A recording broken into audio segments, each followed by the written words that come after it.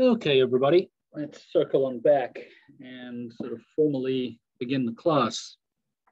We should probably have about half an hour here. I don't see us going till 9:55, so that'll give you a bit of a break. What I really want to do here at the beginning is kind of set the scene and take a sort of 40,000 foot look at where we are in terms of these environmental issues. And you know, I start the book, the first chapter, with this image, right? This is a well-known image. You can get this as a cool poster if you're feeling especially nerdy, and you want to get this as a poster for your room. It's called The Earth at Night, and it's a composite image. And anything obviously that is yellow here are lights. So what comes to mind? What strikes you? What do you think of when you see this image? Rather than doing a Mentimeter poll, what sort of strikes you here? Africa has no lights. Yeah. Pretty quiet. What else? Right, so this here is the Great Sahara Desert, right? What else comes to mind?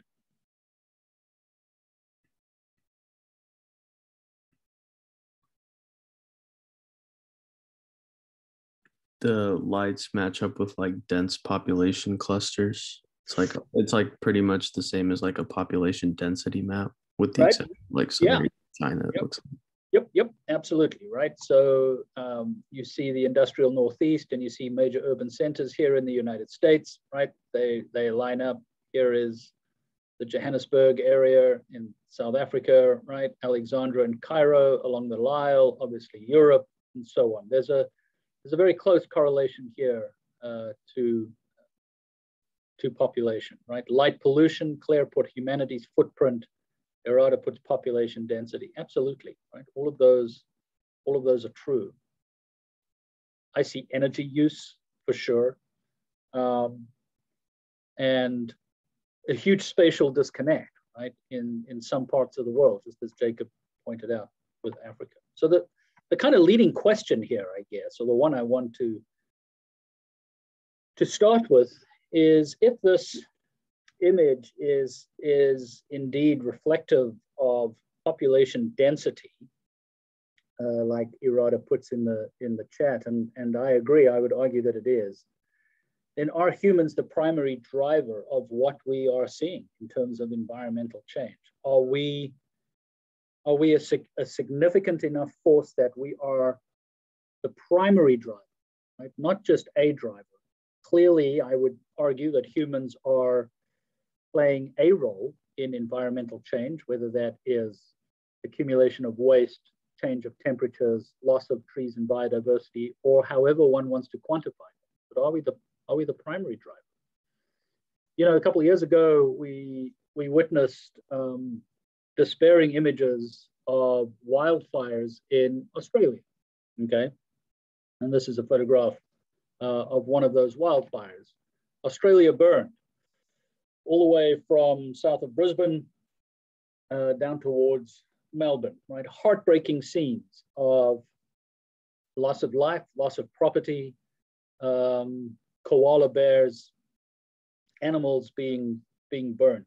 I don't think anyone would advocate for this. The question is, and we see this around the world, and of course we see it close to home, right? To what extent are we driving this? Not just us in terms of, you know, throwing something out of the car that may set a forest alight, but changing climate towards hotter and drier conditions, which may exacerbate wildfires, whether they are natural or not. Now we see this at the moment, right? Just to bring things closer to home and to make things a little current. You've probably been reading about this in the news, that the Pacific Northwest and parts of Vancouver are going through this record-breaking heat wave, right? The town of Lytton in Canada last week was hotter than Riyadh in Saudi Arabia, right? 115 degrees Fahrenheit, absolutely unheard of in this part of the world. And then gets struck by wildfires later last week, and 90% of the town is essentially lost, right? My point here, or the question is, how much of this is natural and how much of it is human driven? And critically, everybody, can we untangle those two, right? That's a theme. I'm not gonna, there's no real answer here right now, other than to say that is a theme that we're gonna look at a lot in this course, okay? We know, for example, that climate changes naturally over long periods of time. We also have, I think, a really well-constructed scientific premise that humans are changing the composition of the atmosphere, and that is changing climate. How do we disentangle those two? Can we say that X degrees of change are a result of natural fluctuations, and Y degrees of change are a result of human factors? That's very hard to do, but we're going to try and do that, and we're going to try and approach that, as I said, I hope in an objective way. Right? This is an extremely unusual heat wave, and it's being caused by something that's known as a heat dome, right? There is this big, huge, high-pressure center sitting over southern Vancouver and southwestern Alberta and the Pacific Northwest, right? That dome is sitting there not because of any single specific act that human beings are doing. That dome is sitting there because the jet stream that you can see here, this gray river of wind, is in a hugely meandering pattern. And it's stuck there, and it has been stuck there for a couple of weeks. And that's allowing temperatures to get hotter and hotter under this big high pressure. Are humans driving that? No, not specifically, but are these scenarios consistent and more likely to occur as global temperatures change? Probably, right? And so one of the themes and one of the things I really want to point out, and I suppose caution everybody here, is that we do have to be careful when we see something like a heat wave in the media to ascribe a single phenomenon to climate change or global warming, right? We may have a strong hurricane come through, make landfall, cause all sorts of damage, loss of life. You got to be very, very careful tying a single thing to the human population or to human drivers. That doesn't mean to say that these single events or more frequent heat waves or more intense hurricanes doesn't mean to say that that is not likely to be the case in a warmer and hotter world. It's just you've got to be very careful between causation and correlation, and I'm going to talk about that later on in the course, right? So my point just at this very, very early stage, right at the outset, is to make that point that it is difficult to untie human activity from natural change. Now, in 2002, a famous scientist by the name of Paul Crutzen coined this term, the Anthropocene, right? And so I want to talk about that for a little bit, because this, again, is I think, a useful context from where we can build. So I'm on the second floor here in Sid Richardson, and there are two departments on this floor. One is environmental sciences and one is geology. I have some good friends and colleagues in the Department of Geology. And geologists are all rock nerds, right? They have their rock hammer and they love looking at rocks. And they partition the geologic record into these various periods, okay? So you've heard of things and eras and so on. So you've heard of things like the Jurassic, made famous by Steven Spielberg, right? Or the Cretaceous period, right? 65 million years ago, if you just look at this sort of cartoon of the geologic timescale, 65 million years ago, we think is when the dinosaurs became extinct as a result of this massive meteorite impact, okay? And all of that is recorded in the sedimentary geologic record. The timescales over which these things occur are very long indeed. You know, hundreds of thousands to millions to tens of millions of years. The last 10,000 years, and this is a term that I think is just quite useful to remember here up in the top right-hand corner of this slide. The last 10,000 years is a period of time that the geologists refer to as the Holocene, right? It's a period during which global temperatures have been more or less stable. And I say more or less because you will see later on in about 10 days' time when we look at climates that there has been some fluctuation, right? The Holocene is the last geologic period that we talk about. But since 2002, there's been a lot of research and a lot of discussion as to whether we should now formally identify a new geologic period, the period that we call the Anthropocene, right? Anthropogenic meaning human-driven, a period where humans are the dominant change agent, okay? And it's been quite controversial because there are many geologists, and some that I know very well, that say, well, we shouldn't really call it the Anthropocene because we can't necessarily see that in the sedimentary record. Others say, yes, we can, whether that is evidence of nuclear weapons testing or evidence of accelerated soil erosion by commercialized agriculture or whatever the case may be. I don't want to get into a long debate here as to whether we should or should not call this the Anthropocene. From my perspective, it's quite a useful term, not as a geologic term, but as a sort of socio-economic, geopolitical term, just simply to acknowledge that we are in a period where humans are a major agent of change. So that's kind of how I want to start it, how I wanted to start this, just as a kind of premise to begin the course. So this diagram here is a diagram that I've pulled together from various sources and was published incidentally by a friend of mine I studied with in England together. And it's a really interesting one. It's a bit more of a conceptual diagram, but it's an important one. So let me walk you through this and why I wanted to start the course with this. So on this axis here, on the y-axis here, you'll see that's labeled human influence on the planet, right? There's no units there, right? We're not measuring this in terms of temperature or ice melt or agriculture or pounds of carbon. It's just an index of human impact on the planet. And along the bottom axis here is time, okay? And time in a rather funky logarithmic scale. So here we are presently, okay? And here we're going back in time over here. And the point here is that we have this curve, this blue curve that I've drawn up here, everybody. And that is a curve showing human impact on the planet. And the red circles are taken from a number of key studies where people have suggested we should think about this period as being the start of human influence, right? Some would say we need to go back, about 1.5 million years when when we started walking upright, and then we discovered fire and we started eating meat. Well, is that really the start of human influence on the planet? Or is it somewhere here where we have the spread of farming about 8,000 years ago, okay, where people really start expanding agriculture, not agriculture as we know it in the Midwest with tractors and huge harvesters and so on, okay? Some people would say the Industrial Revolution is the time period in the early 1800s when we start seeing human activity really begin to ramp up, right? When the internal combustion engine is developed and we start burning fossil fuels like coal.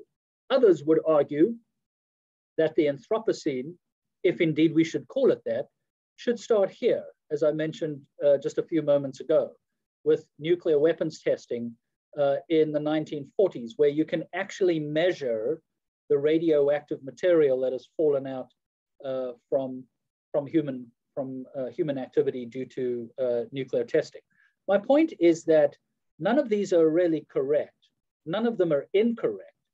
I think what is important is to acknowledge that this curve of human impact on the planet is going up. And I'll make that explicit in the next couple of diagrams, right? So we are, as the population has grown, clearly, and that's another big theme we'll talk about. We've gone from 1 billion to 2 billion to 7.5 billion in the space of just 100 years. with at least another 2 billion people coming along, that human impact continues to go up. The second really important concept tied up in this diagram is this, right? That I've labeled here planetary boundaries, okay? At what point does this system that we call home, this Earth atmosphere system, okay? At what point do we begin to move that to what many people have termed a tipping point, where the atmosphere cannot cope with the amount of carbon that we're putting out, or the soil cannot cope with the amount of erosion that's occurring, or species decline, our forests cannot keep up with, you know, rampant deforestation and the impact on biodiversity? What are these planetary boundaries? And I can tell you right off the bat, everybody, that these are very, very difficult to identify, right? We don't know really precisely what the tipping point is, okay? As we begin to move towards these planetary boundaries, some scientists argue that we have to begin to curb human activity so that we keep the Earth under these boundaries beyond which we can recover, right? Or, for example, within the construct of climate change, I'm going to talk a lot about this. You may have heard this a lot in the media, right? Scientists, the Paris Climate Accord, and politicians talking about this 2 degrees Celsius warming. If the planet is going to warm by another 2 degrees Celsius, which, to be honest with you, I think inevitably it's going to, does that keep our ecosystems, our climate, our hydrologic systems functioning relatively efficiently, or does it push it towards the unsafe planetary boundaries? Unfortunately, everybody, I can't give you an answer to that. We simply don't know. But I think what we do know, and that we can say with some certainty, is that human impact continues to go up. Does that make sense, everybody? I know that's a bit sort of conceptual and hypothetical, but I think it's kind of a useful thing to just to have in the back of our minds as we begin to unravel these complex issues. You know, keep thinking about, what does this mean in terms of potential planetary boundaries? If, of course, the Earth's atmosphere is extremely robust and can handle another 2 or 4 or 6 or 8 degrees Celsius warming, then we've got nothing to worry about.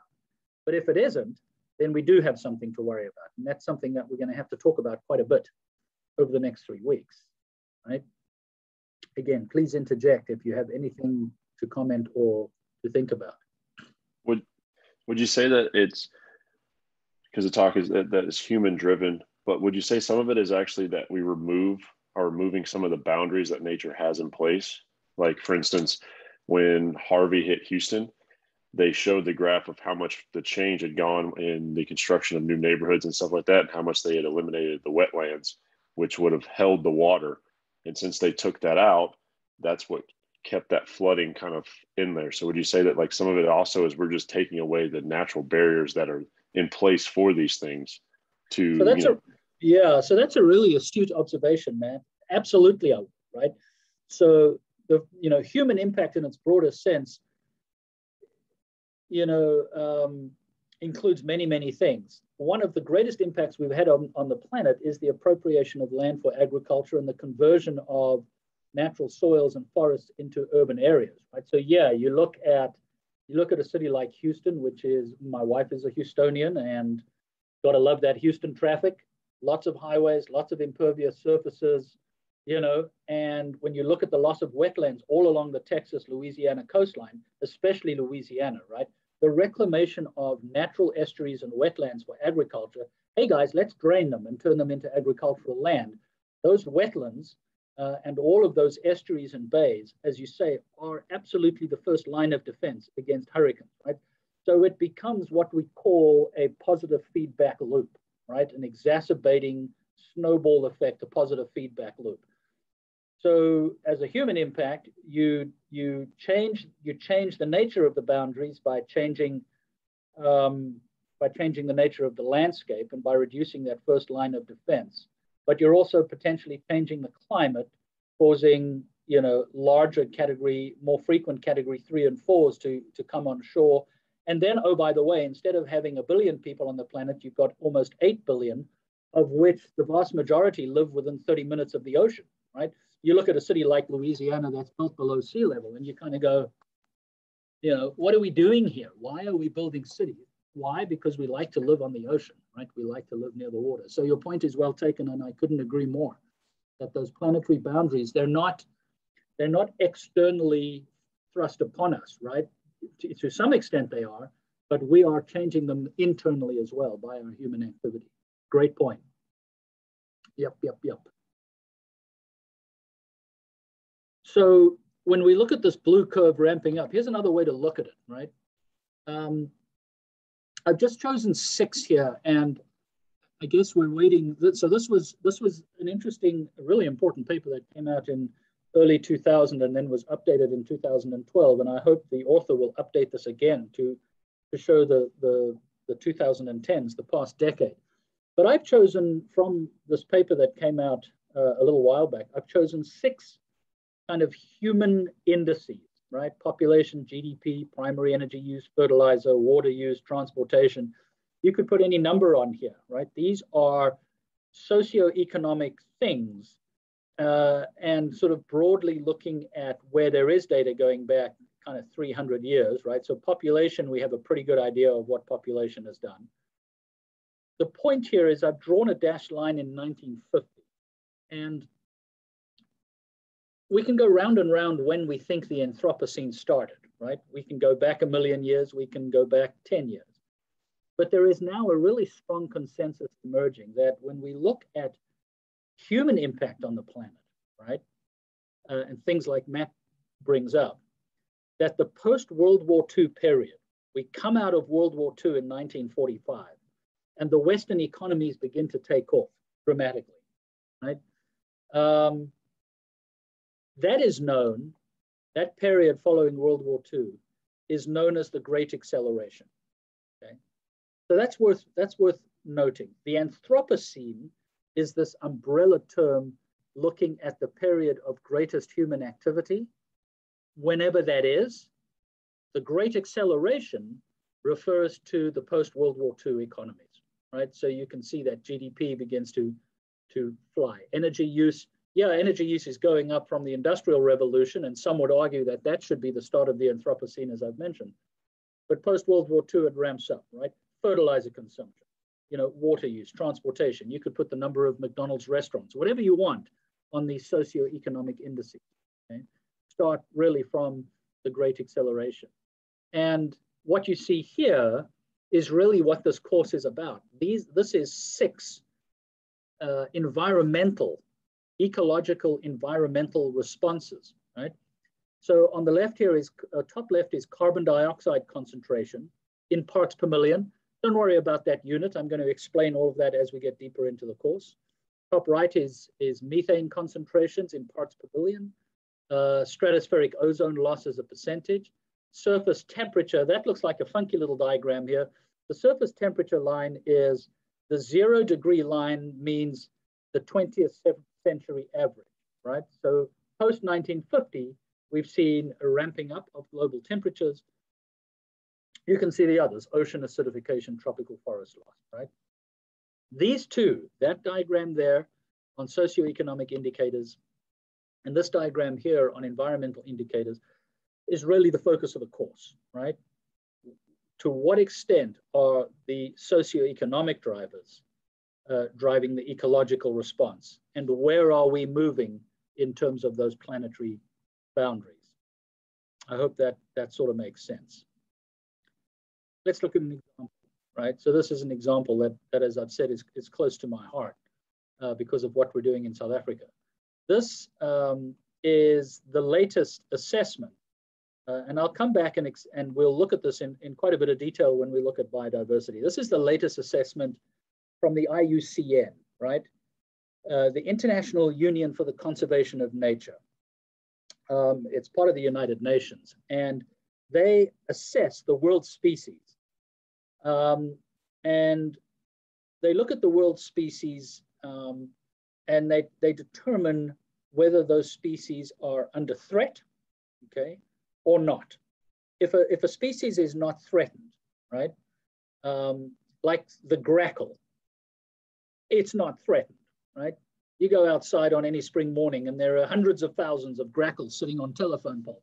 I haven't seen any campaign to save the grackle anytime soon here in Fort Worth, right? It's not a species that's under threat, as opposed to something like the black rhino, okay, or the pangolin, for example. The numbers in these particular species are low enough to be of real concern, okay? So anything in red here is threatened. And there's a further distinction between threatened and endangered. And I'll make that distinction a little bit down the line. But you can see here that of all the bird species that have been assessed, and I'll make the point right up front here, guys, that number is tiny, right? We are only just scratching the surface in terms of what has or has not been assessed. 13% of all bird species are under threat, okay? And that you may think, well, that's not a big deal, right? Mammals, 25% of all mammalian species are under threat as a result of human impact, broadly speaking, because of habitat destruction and habitat fragmentation. The situation for amphibians is catastrophic, right? Over 40% of all amphibian species that have been assessed are under threat. So this is pretty hard to argue with, right? To be quite frank with you, and we'd better do something about it for sure. Now, when we look at a graphic like this, I don't know what comes to mind for you folks, but we also need to think about, and I'll talk a little bit about this tomorrow when we get into some of the early parts of the course, right? Is not all things are created equal, okay? So this is the giant panda. This is a glamorous species. I don't know if any of you have seen pandas. I saw some pandas in the National Zoo in Washington. And I also saw some baby pandas in the National Zoo in Singapore.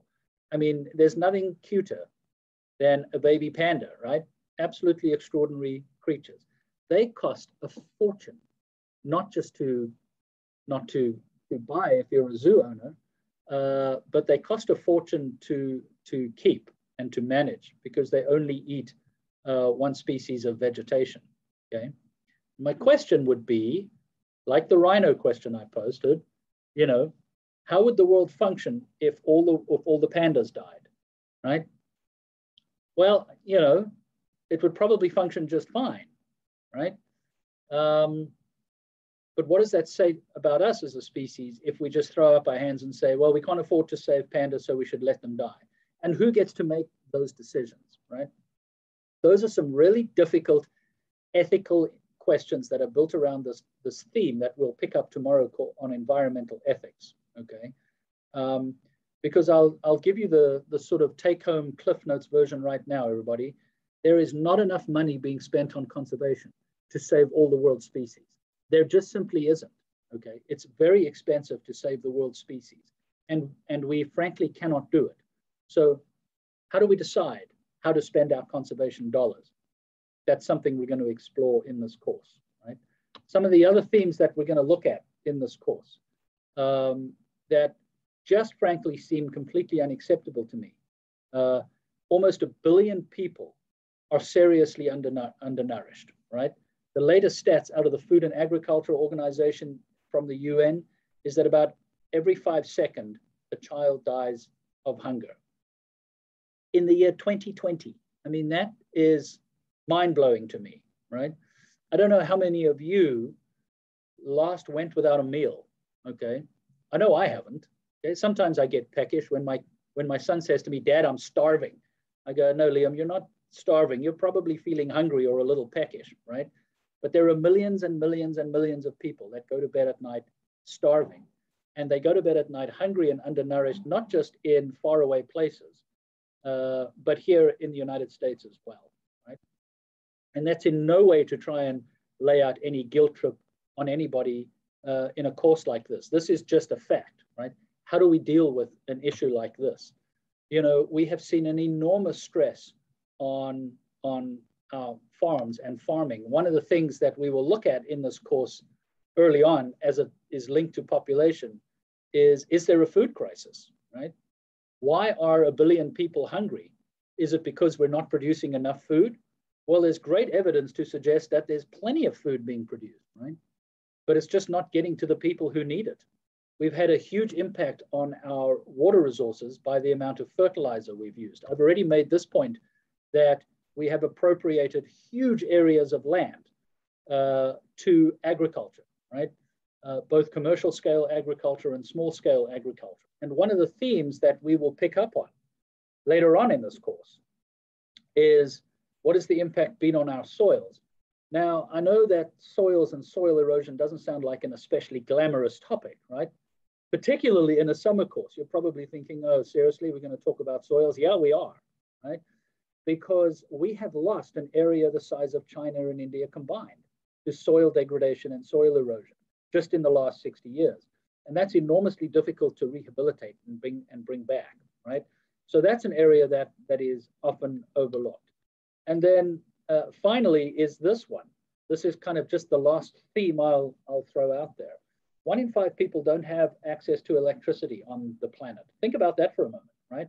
About 1.5 billion people don't have access to electricity. They still get their electricity, or they still get their energy needs from burning biomass or kerosene or diesel, or just to cook, let alone to try and get any kind of light, right?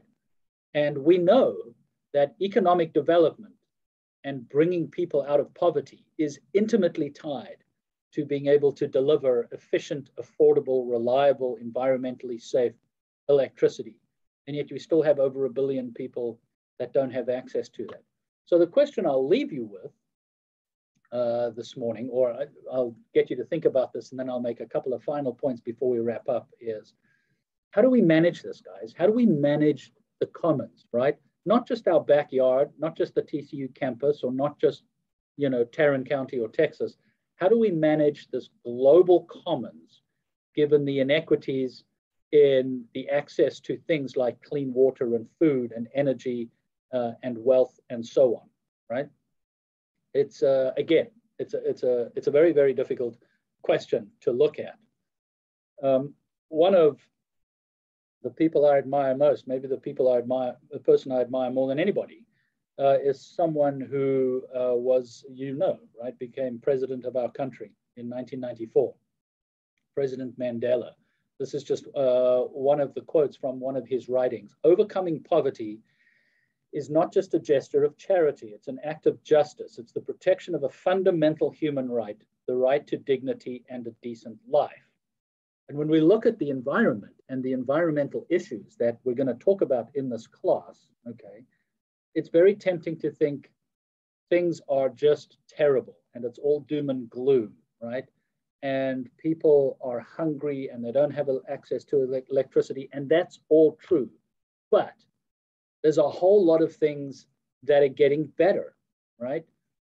Bringing people out of poverty is absolutely one of the things, if not the thing, that we should focus on above all else, right? And this shows declining poverty. I've got a couple of curves on here going through to 2017, at least in blue. So there's poverty and there's extreme poverty, and we don't need to worry at this stage in the course exactly how we define those, right? The World Bank, incidentally, defines poverty on people living on less than $1.90 per day, and that's in blue, right? And look at that from the 1970s, where more than 40% of the world's population were living on less than $1.90 today, and now we're approaching 10%, right? The fact of the matter, everybody, is that the world is getting healthier and it's getting wealthier, okay? And that is a good thing, for sure. I mean, clearly no one could ethically argue that we need to keep people in poverty so that we don't increase people's footprint on the planet, right? We have to bring people out of poverty, because when you get them out of poverty and you get them access to electricity and access to food and water, then they can begin to live a life, as President Mandela said, of dignity. But of course, the flip side of that is that as people come out of poverty and they get healthier and they get wealthier and they live longer, their human impact on the planet goes up, right? So we have to keep that in mind. How do we deal with that? So there's lots of good news, and we'll certainly take time in this course to focus on the good news. So everybody, that's what I wanted to cover today: the syllabus, the nuts and bolts of the course, and then just kind of some perhaps slightly philosophical but 40,000-foot themes and things that we're going to look at. Tomorrow, when you look at the schedule, tomorrow what I want to cover is I want to give you a brief overview of environmentalism in the US as a kind of scene setter. I want to talk about environmental ethics and the scientific method, again, as introductory material. And then for the rest of the week, we're going to focus on population and energy. So that's what you've signed up for. And as I said at the outset, I really look forward to engaging with you all. And please do so. Please do that either via email or please do so in class. You should have gotten an email from your TA on the Zoom link for lab. So let me stop there and give you about 10 minutes so you can get some more coffee or do whatever you need to do.